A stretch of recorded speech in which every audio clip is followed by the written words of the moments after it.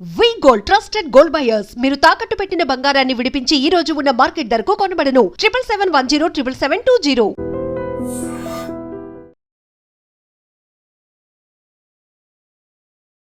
Welcome to I dream. నేను ఉదయశ్రీ. ఎక్కువగా అబ్బాయిలు టీనేజ్ నుంచి కూడా సుఖ వ్యాధులకు అలవాటు పడి లేనిపోని రోగాలు తెచ్చుకుంటూ ఉన్నారు. మరి టీనేజ్ నుంచి వాళ్ళ హెల్త్కి సంబంధించి ఎలాంటి అవగాహన అవసరం మనకు తెలియజేయడానికి మనతో ఉన్నారు శ్రీమతి శుభావతి గారు. సోషల్ ప్రివెంటివ్ మెడిసిన్లో తను రాష్ట్రపతి చేతుల మీదుగా అవార్డు కూడా అందుకున్నారు. హెల్త్ యాక్టివిటీస్కి సంబంధించి ఆవిడతో మాట్లాడదాం. నమస్తే అమ్మా. నమస్తే అమ్మా. ఓకే, టీనేజ్ నుంచి పిల్లల్లో హార్మోనల్ చేంజెస్ అనేవి వస్తూ ఉంటాయి. దానివల్ల అంటే లేనిపోని ఇష్యూస్ కూడా జరుగుతూ ఉన్నాయి. అబ్బాయిలు వాళ్ళ ఫీలింగ్స్ని కంట్రోల్ చేసుకోలేక చిన్న పిల్లల మీద చిన్న పిల్లలు కూడా రేప్లు చేయడం చూస్తూ ఉన్నాం. సో పిల్లలకి ఆ ఏజ్ నుంచి పేరెంట్స్ కానీ అంటే స్కూల్లో కానీ ఎలాంటి అవగాహన కల్పించడం అవసరం అంటారు? ఓకే అమ్మా. ఇక్కడ ఎక్కువ శాతం మన కాన్సన్ట్రేషన్ అంతా కూడా గర్ల్స్ మీద పెడతాం. బాయ్స్ని వదిలేశారు. మగపిల్లల్ని అంత పట్టించుకోరు. అంటే ఏంటంటే మన సాంప్రదాయాలు కూడా మగవాడు ఏం పర్లేదు, ఆడపిల్లకి రక్షణ ఉండాలి కానీ మగపిల్లవాడికి అక్కర్లేదు అని వదిలేస్తున్నారు. కానీ వాళ్ళకు కూడా చెప్పవలసింది జాగ్రత్తగా చెప్పాలమ్మా. ఈరోజు HIV AIDS కానీ అవి తీసుకున్నట్లయితే 50% యూతే ఉన్నారు. బాల్యంలో అంటే తల్లిదండ్రుల చేతుల్లో ఉంటారు. ఇంకా ఒక క్రిటికల్ ఫేస్ కౌమార దశ అక్కడి నుంచి స్టార్ట్ అవుతుంది. అక్కడి నుంచి స్టార్ట్ అయినప్పుడు బాయ్స్లో ఏమవుతుందంటే ఒక రకమైనటువంటి మానసిక వాళ్ళ భావోద్రేక చేంజెస్ కూడా వస్తాయి. వాళ్ళకి 13 ఆడపిల్ల మెచ్యూర్ అవ్వగానే చాప మీద కూర్చోబెట్టి బ్రహ్మాండంగా ఫంక్షన్ చేసి మనం ఒక రిస్ట్రిక్షన్ పెట్టి ఆ పాపను 4 గదుల మధ్య బంధిస్తున్నాం. మనం చెప్పాల్సినవి చెప్తున్నాం. మగపిల్లవాడిని అలా వదిలేయటం వల్ల వాళ్ళు పెద్ద మనిషి అవరా? వాళ్ళకి ఫంక్షన్ ఏది? వాళ్ళని పట్టించుకున్న వాళ్ళు ఎవరు? తండ్రి పట్టించుకోవట్లా. తర్వాత టీచర్స్ ఏమైనా చెప్పాలన్నా కూడా ఎంతవరకు చెప్తారో వాళ్ళు అంతవరకు చెప్పి వదిలేస్తారు. మరి వీళ్ళకి అవగాహన ఎక్కడ కలుగుతోంది? ఎవ్వరూ చెప్పట్లేదు. కాబట్టి ఇక్కడ ఏంటంటే ఆడపిల్ల మెచ్యూర్ అయితే మనం ఎలా జాగ్రత్త తీసుకున్నామో మగపిల్లవాడు కూడా మెచ్యూర్ అవుతాడు. అంటే ఏ రకంగా అంటే వాళ్ళు వయసు ఆ ఏజ్ గ్రూప్లో అడుగు పెట్టంగానే టీనేజ్ మన 19 ఏజ్ దాకా వాళ్ళు గ్రోత్ ఉంటుంది. శారీరకంగా పెరుగుతారు. ఎంత వెయిట్ పెరగాలో అంత పెరుగుతారు. మిసాలు గడ్డాలు వస్తాయి, ప్యూబిక్ హెయిర్ వస్తుంది. ఈ లోపల రీప్రొడక్టివ్ ఆర్గాన్స్ వాళ్ళ యొక్క ఈ బీజాలు కానీ పురుషాంగం కానీ ఈ వృషణాలు కానీ ఇవన్నీ కూడా పెరుగుతాయి. పెరిగినప్పుడు ఆటోమేటిక్గా వాళ్ళు 14-15 సంవత్సరాలు స్టార్ట్ అవ్వగానే ఆడపిల్లలకి ఈస్ట్రోజన్ ప్రొజెస్ట్రాన్ అనే హార్మోన్స్ ఎలా అయితే ఎంటర్ అవుతాయో మగపిల్లల్లో కూడా ఆ టెస్టిరోస్టెరాన్ అనే హార్మోన్స్ వాళ్ళ యొక్క వృషణాలలో ప్రవేశిస్తాయి. నాన్న బీజాలు ఇదంతా సైన్స్ అమ్మ. బీజము అంటే మొలక. ఆ బీజాల్లో ఎంటర్ అవుతాయి. ఎంటర్ అయినప్పుడు వాళ్ళు ఇప్పుడు మనం మెచ్యూర్ అయితే పాపను ఎలా ఫంక్షన్ చేసామో వీళ్ళు పట్టించుకోవట్లేదు. ఎప్పుడైతే ఆ టెస్టిరోస్టెరాన్ హార్మోన్స్ వాళ్ళ బీజాల్లో వృషణాలలో ఎంటర్ అయినాయో అవి ఏం చేస్తాయంటే ఆటోమేటిక్గా ఫస్ట్ ఎజాక్యులేషన్ జరుగుతుంది. వీర్యాన్ని ఉత్పత్తి చేసి ఆ పురుషాంగం నుంచి బయటికి ఫస్ట్ ఎజాక్యులేషన్ తొలి స్ఖలనం జరుగుతుంది.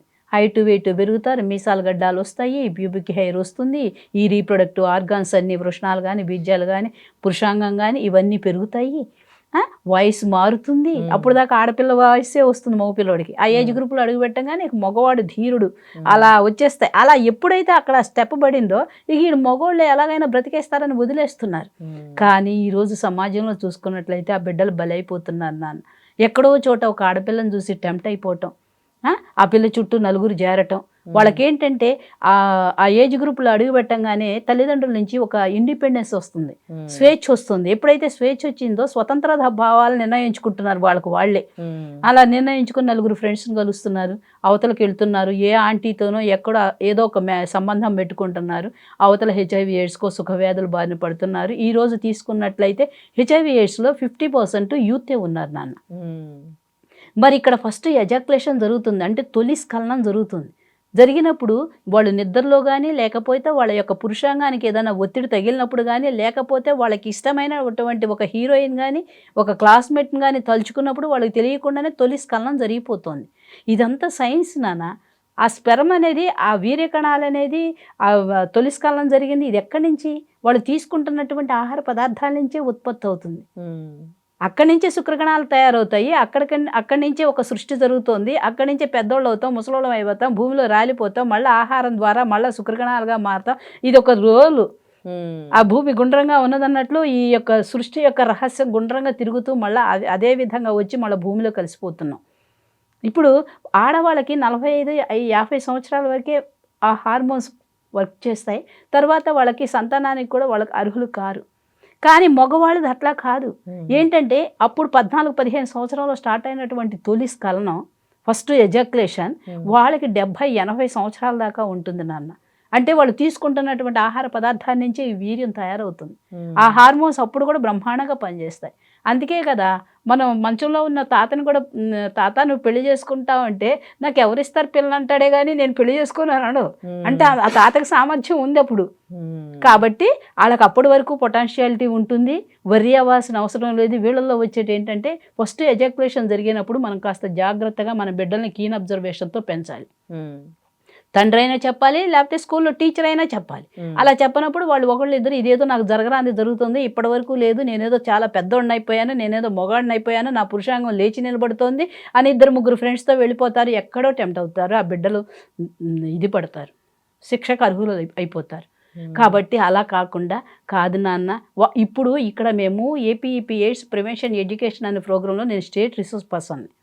అప్పుడు ఈ అడోలసెన్స్ ఏజ్ గ్రూప్ వాళ్ళు అందరి క్లాసెస్ పెట్టి క్వశ్చనరీ బాక్స్ పెడితే నాన్న, ఆ క్వశ్చనరీ బాక్స్లో అడిగిన ప్రశ్న ఏంటంటే, ఒక బిడ్డ నా వీర్యం అంతా వేస్ట్ అయిపోతుంది, ఇప్పుడు రేపు నాకు వివాహం అయినాక నాకు పిల్లలు పుడతారా లేదా అంటే, వాళ్ళకి చూడండి స్టడీ మీద ఉండాలి ఆలోచన, కానీ వీర్యం ఉత్పత్తి అయిపోతుంది పోతుంది. వాడు అడిగిన ప్రశ్న కరెక్టే, వాడికి ఎవరు చెప్తారు అక్కడ ఆన్సర్ ఎక్కడ దొరుకుతుంది? కాబట్టి అప్పుడు మనం చెప్పాలి, లేదు నాన్న ఇప్పుడు ఇక్కడ తయారైనటువంటి వీర్యం ఎప్పటి వరకైనా కూడా నువ్వు భోజనం చేస్తున్నంత వరకు నీ హార్మోన్స్ వర్క్ చేస్తాయి, నువ్వు అప్పటి వరకు కూడా ఒక బిడ్డకు జన్మనివ్వగలదు, తర్వాత ఇంకో బిడ్డ నా భార్యని నేను సుఖపెట్టగలదునా లేదా, నా వీర్యం ఉత్పత్తి వేస్ట్ అయిపోతుంది అని. మరి ఈ చదువు మీద కాన్సన్ట్రేషన్ ఉండాలి, భావి భారత పౌరులుగా మంచి తీర్చిదిద్దబడాలి, అది ఎక్కడుంది ఆలోచన? కాబట్టి ఈ విధంగా వాళ్ళ ఆలోచనలన్నీ అట్లా తిరుగుతున్నాయి. కాబట్టి మనం ముందుగానే బిడ్డను కూర్చోబెట్టి, నాన్న ఈ ఫస్ట్ ఎజాక్యులేషన్ జరుగుతుంది, దీనివల్ల ఎటు చెడు ప్రభావాలకి మీరు వెళ్ళవలసిన అవసరం లేదు, ఇది మీరు తీసుకుంటున్నటువంటి ఆహార పదార్థాల నుంచే ఉత్పత్తి అవుతుంది, కాబట్టి మీకు ఓపిక ఉన్నంత వరకు ఎంతవరకైనా పెళ్లి చేసుకోవచ్చు, ఎప్పటి వరకైనా మీరు పిల్లల్ని కనొచ్చునానా, అటువంటి వాటి జోలికి మీరు వెళ్ళవద్దు అని వాళ్ళకి మనం కనుక ఎక్స్ప్లెయిన్ చేసినట్లయితే వాళ్ళు ఎప్పుడూ కూడా ఒక ఆడపిల్ల జోలికి పోరు. దానికి తోడు అక్కడ ఎమోషనల్ చేంజెస్, ఫిజికల్ చేంజెసే కాకుండా ఏజ్ గ్రూప్లో ఆడపిల్లలకు కానీ మగపిల్లలకు కానీ మెంటల్ చేంజెస్ తయారవుతాయి, ఎమోషనల్ చేంజెస్ తయారవుతాయి, సోషల్ చేంజెస్ తయారవుతాయి. సో ఆ ఎమోషనల్ చేంజెస్ ఎలా ఉంటాయి? ఆపోజిట్ సెక్స్ మీద కోరిక కలుగుతూ ఉంటుంది ఆ హార్మోన్స్ ప్రభావం వల్ల, దాన్ని నిగ్రహించుకోవాలి. మరి అంతేకాకుండా ఎంతసేపటికి ఏదో ఒకటి మనం చెయ్యాలి, ఆ టెంప్టేషన్ ఉండాలి, కోపోద్రేకం, ఆవేశం, ఇంట్లో తల్లిదండ్రులు ఏదైనా ఎగ్జామ్లో ఫెయిల్ అయినా ఒక మాట అన్నా సూసైడ్కి కమిట్ అవడానికి రెడీగా ఉంటారు. అవన్నీ ఎమోషనల్ చేంజెస్. కాబట్టి వాటన్నింటినీ తగ్గించుకొని చక్కగా సాత్విక భావంతో ఆ యొక్క ఏజ్ గ్రూప్ని ఒక తపస్సులాగా, అందుకే కదా వెనకటి రోజుల్లో ఎక్కడెక్కడో మన బిడ్డలను, రాజుకు ఒక బిడ్డ ఉన్నా కూడా ఎక్కడో గురుకులాల్లో వదిలేసి వచ్చేవాళ్ళు. వాడు పరిపూర్ణంగా విద్యనంతా అభ్యసించి అప్పుడు ఇంటికి చేరేవాడు, పరిపూర్ణంగా ఇంటికి వచ్చి రాజ్యాన్ని పరిపాలించడానికి కానీ వాళ్ళందరినీ ఇది చేయటానికి కానీ అప్పుడు వచ్చేవాడు. కాబట్టి ఆ విద్యాభ్యాసం అనేది అక్కడ టీచర్స్ చెప్పటం కానీ లేకపోతే మన పెద్దవాళ్ళు కానీ చెప్పాలి నాన్న. ఏంటంటే భారతదేశం మనం కొన్ని మాటలు మాట్లాడలేకపోతున్నాం, గుప్పుడు మూసుంచుతున్నాం, ఆ గుప్పుట్లో ఏమున్నదని ఆ ఏజ్ గ్రూప్లో వాళ్ళు తీస్తున్నారు. ఏ మగబిడ్డ శిక్షకు అర్హుడైనా కూడా మనమే కదా, ఆ పేరెంట్సే బాధపడతారు కదా, ఆ పాప బలైన పాప వాళ్ళ పేరెంట్స్ బాధపడతారు కదా. కాబట్టి అక్కడ ఎడ్యుకేషన్ అవసరం. ఈ టెస్టిరోస్టెరాన్ హార్మోన్స్ ఆ పిల్లల్ని బలి చేసేస్తున్నాయి. ఆ హార్మోన్స్ ఏంటి నాన్న, ఇప్పుడు ఉత్పత్తి అయ్యి ఫలానా టైం దాకా ఉంటాయి, మీరు వర్రీ అవ్వాల్సిన పని లేదు. మీ మనస్సు అంతా, కాన్సన్ట్రేషన్ అంతా కూడా మీరు చదువులో పెట్టాలి, మీ కాళ్ళ మీద మీరు నిలబడాలి. అప్పుడు ఒక వయసు వచ్చిన తర్వాత, ఒక యుక్త వయసు వచ్చినాక మీరు సంపాదనా పరులైనాకే వివాహం చేసుకుంటే ధన్యమైన జీవితాన్ని గడుపుతారు నాన్న అని మనం కనుక బిడ్డలను హక్కుని చేర్చుకోవాలి నాన్న. నీకు అంతేగాని మగపిల్లలు నీకు మదం ఎక్కింది, నీకు అట్టెక్కింది, కొవ్వెక్కింది, అసలు ఆ తిట్లే తిట్టకూడదు. ఆ తిట్లే తిట్టకూడదు, హార్మోన్స్ ప్రభావం వాడి మీద చూపిస్తున్నాయి. కాబట్టి అసలు వాళ్ళ జోలికి అట్లా మనం చేయకూడదు నాన్న. వాళ్ళు మంచిగా తీర్చిదిద్దాలి ఒక మంచి తల్లిదండ్రులుగా. సెక్షువల్ హైజీన్ అంటే ఏంటి, మహిళలు తీసుకోవాల్సిన జాగ్రత్తలు ఏంటి? ఓకేమ్మా, మంచి ప్రశ్న. ఇక్కడ ప్రతిదీ మన సాంప్రదాయాలు, ఆచారాలు, కట్టుబాట్ల వల్ల గుప్పెట్లో దాచి ఉంచాలి అని అంటారు. ఏది చెప్పకూడదు, పైకి తెలియకూడదు అని అంటారు. కానీ తెలియకపోతే చాలామంది అన్ని విధాలుగా నష్టపోతున్నారు. మరి ముఖ్యంగా మహిళలే. సరి అయిన అవగాహన లేక, అది తెలుసుకోలేక, అదేదో మనం ఈ మాట మాట్లాడకూడదు అనే విషయంతో సైన్స్ వేరు, వేరేది వేరమ్మ. కాబట్టి ఇది మనం అంతా చెప్పుకోబోయేది కూడా సైన్సేను. ఎక్కడి నుంచో కాదు, మన హ్యూమన్ బాడీ. మనల్ని మనం పరిశుభ్రంగా ఉంచుకోవాలి అని అంటే, అది పరిశుభ్రంగా ఉంచాలంటే మానసికంగా కానీ శారీరకంగా కానీ పరిశుభ్రంగా ఉండాలి. ఇక్కడ సెక్సువల్ హెల్త్ అని అడిగారు. ఇక్కడ సెక్సువల్ హెల్త్ అంటే యాక్చువల్గా మ్యారేజ్ కాకముందు అయితే పర్సనల్ హైజీను, మెన్స్ట్రల్ హైజీను, తర్వాత అయినా వాటిని గురించి స్పష్టంగా వాళ్ళకి అవగాహన ఉండాలి. తర్వాత సెక్సువల్ హైజీన్ అనేది భార్యాభర్తలు ఇద్దరూ కలిసి పాటించవలసినటువంటి పరిశుభ్రత. ఇక్కడ ఉదయం నుంచి సాయంత్రం వరకు వాళ్ళు ఉద్యోగాలు చేస్తారు, వృత్తి చేస్తారు, వ్యాపారాలు చేస్తారు, తదితర వ్యాపకాలన్నీ ఉంటాయి వాళ్ళకు. ఇంకా లాస్ట్ ఇంటికి వచ్చి భోజనం చేసి పడుకునే టైంకి అది న్యాచురల్ ఫెనామినా నాన్న. ఇద్దరు భార్యాభర్తలు కలుస్తారు. కలిసిన తర్వాత ఇప్పటి వరకు ఇదే లాస్ట్ పని అని వాళ్ళు చెరుకు వైపు, అంటే sex is the sweating exercise. అది వేరేదేం కాదు నాన్న. Sex is the sweating exercise. వాళ్ళు ఎప్పుడైతే సెక్స్లో పాల్గొంటారో అలసిపోతారు కొంతమంది, ఒక రకంగా శారీరకంగా, మానసికంగా రిలాక్స్ అయిపోయి చెరొక వైపు పడుకుంటారు. అది కరెక్ట్ పద్ధతి కాదు. ఎందుకంటే ఇంకొక పని ఉంది. వాళ్ళు ఎప్పుడైతే శారీరకంగా ఇద్దరు కలిశారో వాళ్ళ యొక్క మర్మావయవాల్ని శుభ్రంగా బాత్రూమ్కి వెళ్ళి కడుక్కొని పడుకోవాలి. కారణం ఏంటంటే, ఈ పాప పాటించినా పాటించకపోయిన పరిశుభ్రతలు ఏదైనా లోపించినట్లయితే ఆ యోని 3 అంగుళాలు లేక 8 సెంటీమీటర్ లోతును కలిగి ఉండి పలుచటి లేయర్తో ఉంటుంది. ఈజీగా వైరస్ని లోపలికి తీసుకెళ్ళటానికి అవకాశం ఉంటే ఒక పొర ఉంటుంది. మరి దానివల్ల ఈ పాప వల్ల అతనికి ఏమైనా ఏదన్నా సుఖవ్యాధులకు సంబంధించిన ఏమన్నా డిసీజులు రావాలంటే అతనికి ఈజీగా వస్తాయి. ఒకవేళ అతను గనక సరిగా శుభ్రత పాటించకపోతే, ఇప్పుడు మీకు క్వశ్చన్ రావచ్చు, అమ్మ అన్ని శుభ్రతలు లేడీసే పాటించాలా, జెంట్స్కి ఏం శుభ్రతలు లేవా అనే క్వశ్చన్ కూడా మనకి ఉద్భవిస్తుంది. ఇక్కడ జంటకు కూడా ఉంది నాన్న. ఇక్కడ యాక్చువల్గా జంటలో కూడా ఒక హెల్త్ పాయింట్ మనం యాడ్ చేయాలి. ఏంటంటే, బాయ్స్లో వాళ్ళ యొక్క మామూలు పెన్నిస్కి పై భాగాన 4 స్కిన్ అని ఉంటుంది. పురుషాంగం కొన భాగాన 4 స్కిన్ ఉంటుంది. దాని క్రింద కొంచెం జరిపితే తెల్లగా ఫామ్ అయిపోయి ఉంటుంది. ఒక బ్యాక్టీరియా, వైరస్ ఉంటుంది. ఎప్పుడైతే భార్యాభర్తలు కలుస్తారో ఈ విధంగా ఆ అమ్మాయి శుభ్రత పాటించినా కూడా ఈ విధంగా ఈ ఇన్ఫెక్షన్ ఆ అమ్మాయికి రావడానికి అవకాశం ఉంటుంది. కాబట్టి అతను కూడా శుభ్రంగా కడుక్కోవాలి. ఇక్కడ మగవాళ్ళ హెల్త్ పాయింట్ ఏమన్నాను, పసిబిడ్డకి ఎవరు స్నానం చేస్తారు నాన్న? అమ్మే కదా. వాడు ఇంత పెద్ద అవ్వగానే వాడు బాత్రూమ్కి వెళ్ళి వాడి ముడ్డి వాడు కడుక్కున్నట్లు, అదేవిధంగా వీడు యూరిన్ పాస్ చేసినా స్నానం చేస్తున్నప్పుడు ఆ చిన్న పురుషాంగాన్ని జస్ట్ ఇట్లానే శుభ్రంగా కడుక్కుంటూ ఉంటే ఆ ఇన్ఫెక్షన్ అనేది ఉండదు. పెద్ద అయినాక భార్యాభర్తల యొక్క సంసార జీవితం సుఖమయంగా ఉంటుంది, ఎటువంటి ఇన్ఫెక్షన్స్ లేకుండా. మరి మనం ఇక్కడ పాటించట్లేదే, అది అలానే ఉంటుంది. ఇప్పుడు ఇక్కడ ముస్లిం సాంప్రదాయం చాలా మంచిది. ఎందుకంటే వాళ్ళకి సుంతి సర్కంటేషన్ చేసేసి ఆ స్కిన్ భాగాన్ని తొలగిస్తారు. వాళ్ళు ప్రత్యేకించి తోమినా తోమకపోయినా ఆ వాటర్ కానీ, సోప్ వాటర్ కానీ దాని మీద పడిపోయి క్లీన్ అవుతూ ఉంటాయి. ఇక మిగతా సాంప్రదాయాల్లో లేదు కదా నాన్న, అది ఆ సర్కంటేషన్ లేదు కదా.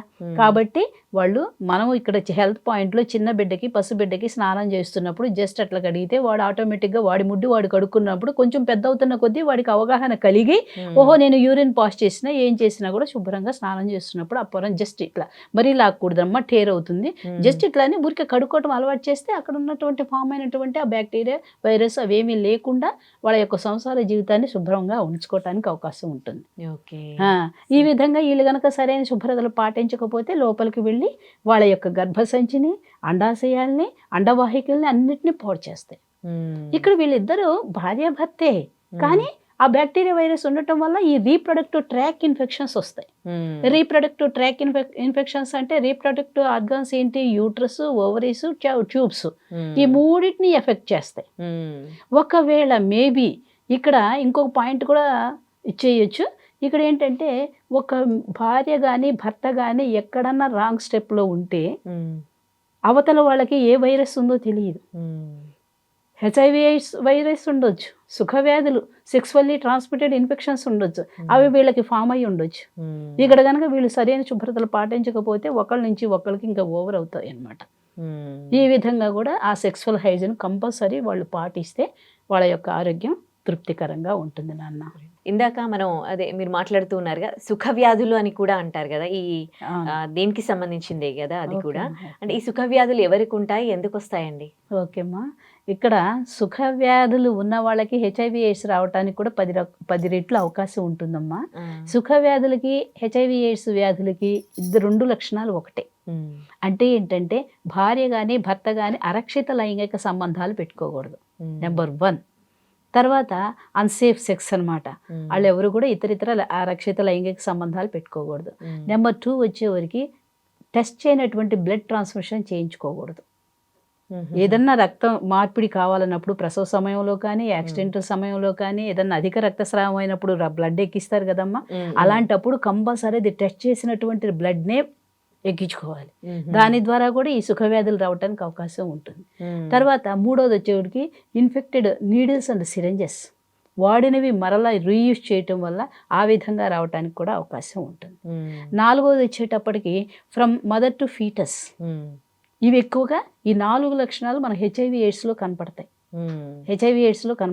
ఆ హెచ్ఐవి ఎయిడ్స్ 10 రెట్లు సుఖవ్యాధులు ఉన్న వాళ్ళకి రావడానికి అవకాశం ఎలా అంటే, సుఖవ్యాధుల యొక్క మెయిన్ లక్షణాలు ఎలా ఉంటాయి అంటే, మెయిన్ సుఖవ్యాధి అంటేనే సెక్సువల్లీ ట్రాన్స్మిటెడ్ ఇన్ఫెక్షన్స్, అంటే అరక్షిత లైంగిక సంబంధాల వల్ల ఎక్కువగా వస్తాయి. ఇక్కడ ఆ సుఖవ్యాధి రావడానికి వాళ్ళ యొక్క లక్షణాలు అసలు ముందు రాగానే నాకేదో సుఖవ్యాధి వచ్చిందని అనుకోకూడదు. అంటే ఏంటంటే వాటికి కొన్ని లక్షణాలు ఉంటాయి. వాళ్ళకి ప్రొత్తి కడుపు విపరీతమైన నొప్పి వస్తుంది. వాళ్ళకు వాళ్ళు ఐడెంటిఫై చేసుకోవాలంటే నా స్టెప్ ఎక్కడో రాంగ్ స్టెప్ పడింది, లేకపోతే నా భార్య స్టెప్ ఎక్కడో రాంగ్ స్టెప్ పడింది, నాకు ఇటువంటి లక్షణాలు కనపడుతున్నాయి అన్నప్పుడు పొత్తి కడుపు క్రింద, అంటే ఆ యూట్రస్, అది రీప్రొడక్టివ్ సిస్టమ్ కాబట్టి పొత్తి కడుపు క్రింద మన బొడ్డు క్రింద భాగాన యూట్రస్ ఉంటుంది కాబట్టి అక్కడ ఇన్ఫెక్టెడ్ అవ్వడానికి అవకాశం ఉంటుంది. ఆ పొత్తి కడుపు విపరీతమైన నొప్పి వస్తుంది. యూరిన్కి థరోలీ వెళ్ళాల్సి వస్తుంది. కొంచెం యూరిన్ వస్తున్నట్టు ఉంటుంది, మంట అన్నీ ఉంటాయి. ఆ యూరిన్ పోస్తూ ఉంటారు. తర్వాత మగవాళ్ళల్లో ఆ పురుషాంగం పైన, ఆ పురుషాంగం ప్యూబిక్ పైన కానీ పురుషాంగం పైన కానీ పుండ్లు ఉంటాయి. అవి బాగా నొప్పితో అయినా ఉంటాయి, నొప్పి లేకుండా అయినా ఉంటాయి. నోట్లో పుండ్లు ఉంటాయి, మలద్వారం దగ్గర పుండ్లు ఉంటాయి. ఇవన్నీ సుఖవ్యాధుల లక్షణాలు నాన్న. ఆడవాళ్ళకైనంతే, నోట్లో పుండ్లు ఉంటాయి, యోని మీద ఉంటాయి, మలద్వారం దగ్గర ఉంటాయి. అవి ఎందుకు ఉంటాయో నేను చెప్తాను, ఆ లక్షణాలు చెప్తున్నా ముందు. తర్వాత స్రావాలు, మగవారి పురుషాంగం నుంచి పసుపచ్చగా చీములాగా అదొక స్రావం వస్తూ ఉంటుంది. ఆడవాళ్ళకి పసుపచ్చలాగా చీమలాగా దుర్వాసనతో కూడినటువంటి స్రావం వస్తూ ఉంటుంది. వైట్ డిశ్చార్జ్ అన్న, వైట్ డిశ్చార్జ్ ఎలా అవ్వాలి, తీగలుగా బంకగా ఉన్నంత వరకు 100% ఆరోగ్యకరంగా ఉన్నట్లు. ఇప్పుడు వైట్ డిశ్చార్జ్కి డాక్టర్ గారి దగ్గరికి వెళ్ళాలి ఈ లక్షణాలతో పాటు. నెక్స్ట్ వన్, పెరుగులాగా కుదపులుగా వస్తూ ఉండి లోపల యోని ప్రాంతంగా విపరీతమైన దురదగా ఉంటే డాక్టర్ గారి దగ్గరికి వెళ్ళాలి.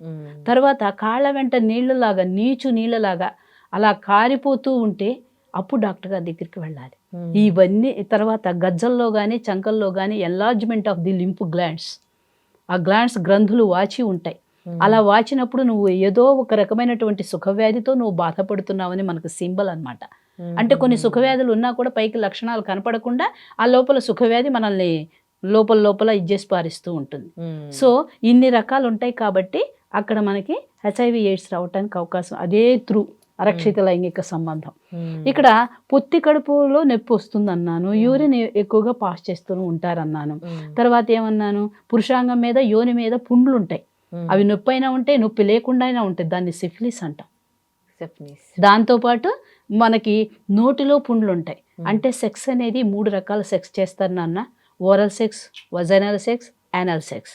అలా చేయటం వల్ల ఆ యానస్ భాగంలో పుండ్లు ఉంటాయి, నోట్లో పుండ్లు ఉంటాయి. ఓరల్ సెక్స్ చేయటం వల్ల వజైనల్ సెక్స్ యోని మీద పురుషాంగం మీద పుండ్లు ఉండడానికి అవకాశం ఉంటుంది, దాన్ని సిఫిలిస్ అంటాం. తర్వాత చిన్న పుండ్లు, మృదువైన పుండ్లు పురుషాంగం మీద ఉంటాయి, యోని మీద ఉంటాయి, దాన్ని షాంక్రైడ్ అంటాం. అంటే అవి మనం ఇలా టచ్ చేస్తే విపరీతమైన నొప్పి గురవుతాయి, అది షాంక్రైడ్. తర్వాత లింఫోగ్రాన్యులోమా, చంకల్లోను గజ్జల్లోను ఇందాక అన్నాను కదా నేను, అలాంటి గ్లాండ్స్ కనుక బాగా ఎన్లార్జ్ అయితే ఏదో ఒక వ్యాధితో వాళ్ళు బాధపడుతున్నట్టు, సుఖవ్యాధితో బాధపడుతున్నట్టు మనకు గుర్తు. తర్వాత ఇంతవరకు పుండ్లు వజైనా మీద కానీ, మన పురుషాంగం మీద కానీ, పెన్నిస్ మీద కానీ, ఇవన్నీ సిఫిలిస్, షాంక్రైడ్, లింఫోగ్రాన్యులోమా. ఇక డిశ్చార్జీలు ఉన్నాయి. ఇందాక నేను వైట్ డిశ్చార్జ్ తీగలుగా బంకగా ఉన్నంత వరకు 100% ఆరోగ్యకరంగా ఉన్నట్లు ఎప్పుడు డాక్టర్ గారి దగ్గరికి వెళ్ళాలి? నెంబర్ 1, పసుపు పచ్చగా దుర్వాసనగా చెడుగా ఉన్నప్పుడు డాక్టర్ గారి దగ్గరికి వెళ్ళాలి. అది భర్తకి వస్తుంది, భార్యకి వస్తుంది. దాన్ని గనేరియా అంటాం. పసుపు పచ్చగా చీములాగా దుర్వాసనగా ఉంటే, ఈ పొత్తి కడుపు అన్ని నొప్పిగా ఉంటే తప్పకుండా ఎక్కడికి వెళ్ళాలి? డాక్టర్ గారు ఇద్దరు వెళ్ళాలి దంపత సమేతంగా. నెంబర్ 2, తర్వాత పెరుగులాగా కుదుపులుగా ఉండి యోని ప్రాంతం అంతా విపరీతమైన దురదకు లోనవుతారు. అలా అవుతున్నప్పుడు వాళ్ళు ఎక్కడ మాట్లాడుతున్నా, ఏం చేస్తున్నా వాళ్ళ చెయ్యి యోనిలోనే ఉంటుంది. అంటే అంత దురదకి లోనవుతూ ఉంటుంది అనమాట. అక్కడ బ్యాక్టీరియా, ఆ చెడు బ్యాక్టీరియా లోపలికి వెళ్ళిపోయి అంతా వాళ్ళని లోపలే కుళ్ళపడుస్తుంది. ఆ సుఖవ్యాధికి లోను చేస్తూ ఉంది. అలాంటప్పుడు శుభ్రంగా వాళ్ళు కంపల్సరీ ఇద్దరు భార్యాభర్త డాక్టర్ గారి దగ్గరికి వెళ్ళాలి. తర్వాత 3వది ట్రైకోమోనియాసిస్ అంటాం. ఇందాకేమైనా కుదుపులుగా పెరుగు క్యాండిడియాసిస్, ఇది ట్రైకోమోనియాసిస్ అంటాం. ఈ నీచు నీళ్ళలాగా కాళ్ళ వెంట కారిపోతూ ఉంటుంది. ఎక్కడున్నా కూడా వాళ్ళ నలుగురిలో ఉన్నా కూడా వాళ్ళ దగ్గర నుంచి ఒక రకమైనటువంటి స్మెల్ వస్తూ ఉంటుంది. అవన్నీ సుఖవ్యాధుల లక్షణాలు నాన్న. ఇది ఈ ఎక్కువ 3 లేడీస్లో కనపడతాయి. Gonorrhoea, trichomoniasis, candidiasis. ఈ 3 ఎక్కువ లేడీస్లో కనపడుతూ ఉంటాయి. కంపల్సరీ ఇద్దరు దంపతి సమేతంగా డాక్టర్ గారి దగ్గరికి వెళ్ళాలి. వెళితే ఇద్దరికి వాళ్ళు 6 నెలలు పెట్టాలా, 3 నెలలు పెట్టాలా ట్రీట్మెంట్ ఇచ్చి తర్వాత వాళ్ళ యొక్క బిహేవియర్ని మార్చుకోమని చెప్పాలి. అలా ఇలా ఉన్నాయి కాబట్టి వీటికి 10 రెట్లు HIV ఎయిడ్స్ రావడానికి అవకాశం ఉంది త్రూ ప్రాపర్ ఛానల్. ఆ HIV ఎయిడ్స్ రావడానికి కూడా ఇవే లక్షణాలు. కాబట్టి ఈ సుఖ వ్యాధులు ఎంత సుఖంగా ఉంటాయి నాన్న. Sexually transmitted infections. ఇక్కడ ఇంకో గమ్మత్తు ఉంది. సెక్సువల్లీ ట్రాన్స్మిటెడ్ ఇన్ఫెక్షన్స్ ఉంటే రీప్రొడక్టివ్ సిస్టమ్ దెబ్బతింటది. లోపల యూట్రస్ ఉండటాన వీటి వల్ల ఇన్ఫెక్షన్ అంతా మన గర్భసంచికి, అండాశయాలకి, అండవాహికలకి పాకి నేను చెప్పినన్ని ఒవేరియన్ సిస్టులు రావటం, ట్యూబ్స్ బ్లాక్ అయిపోవటం, యూట్రస్ క్యాన్సర్ రావటం, సర్విక్స్ క్యాన్సర్ రావటం, అబార్షన్స్ అవటం, ఇవన్నీ జరుగుతాయి సుఖవ్యాధులు ఉన్న వాళ్ళకి. కానీ రీప్రొడక్టివ్ ట్రాక్ ఇన్ఫెక్షన్ ఉన్న వాళ్ళకి సుఖవ్యాధులు రావడానికి అవకాశం లేదు. ఎందుకంటే అది సెక్సువల్ అన్సేఫ్ సెక్స్ కదా. సో అది ఉంటే ఇవి వస్తాయి. HIV ఎయిడ్స్ వస్తుంది. ఇది ఉన్నంత మాత్రాన అవి రావు. కానీ ఇది రాకుండా అది రాకుండా మనం జాగ్రత్తగా భద్రపరచుకోవాలి నాన్న. Right. Thank you so much. Okay అమ్మా, వెల్కమ్.